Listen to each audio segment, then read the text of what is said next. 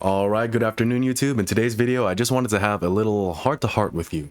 Something it's not planned out at all, just like a really basic idea on the top of my head that I wanted to kind of share with you, get your thoughts on, and kind of have a discussion with you about. And it's this idea that more important than being something is becoming something.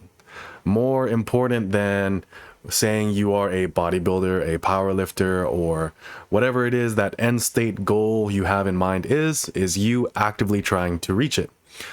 The problem that I see when it comes to how a lot of people identify themselves is that they do so with an image rather than a way of living.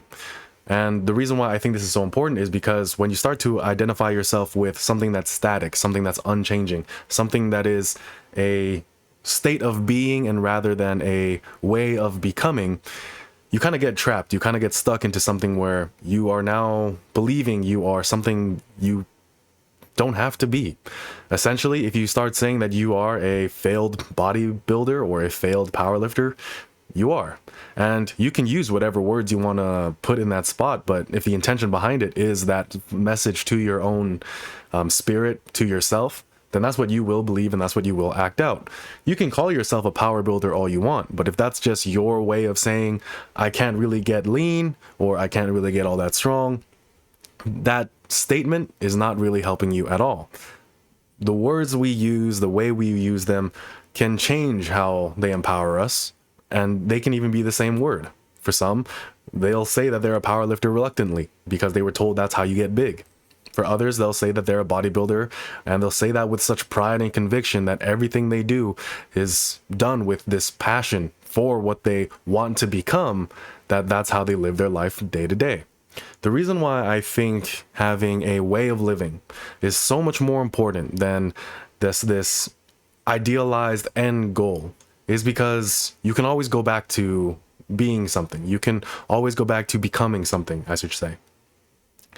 If I were to say I'm a bodybuilder, you would not believe me.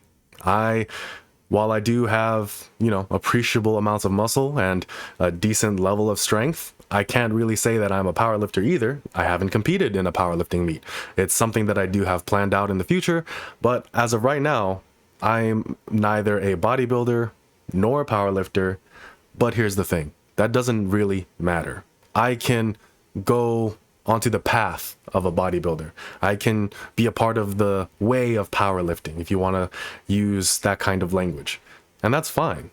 You don't have to be a powerlifter to try to become a powerlifter. You don't have to be a bodybuilder right now for you to try to embark on that path. One thing I want to make very clear is that you can't, as much as you can gate guard or gatekeep what it means to be one thing or the next, you can't really stop anyone from trying to reach those gates. And that's something you need to take into consideration, or I feel people need to take into consideration when they're trying to reach their own goals. No one can stop you from stepping foot on the path. The only person who can stop you on doing that is yourself. If you call yourself a failed powerlifter, if you call yourself a failed bodybuilder, if you say, I'm too fat to have a YouTube channel, if you say I'm too this or I'm too that, I'm not enough of this, I'm not enough of that, all of those things are illusions you make up in your own mind, and all of those things have a place maybe in that idealized role or those qualifications to be something, but to become that thing, there's no prerequisites to become better. You can become better at any point in time. The way to become better is available for every single person except the person who believes that they can't get better at all. So that's it for this video. Just wanted to kind of have that idea out of my head and just communicate it with you guys. And what are your thoughts? What are some ways that you would flesh this idea out to someone who is, maybe speaking negatively about themselves and who they could be, and you want to kind of help them out of it? What are some ways that you've done that for yourself?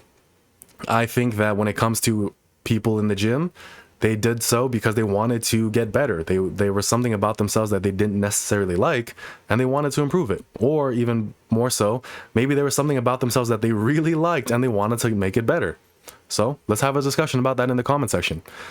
That's it for this video. Have a good day.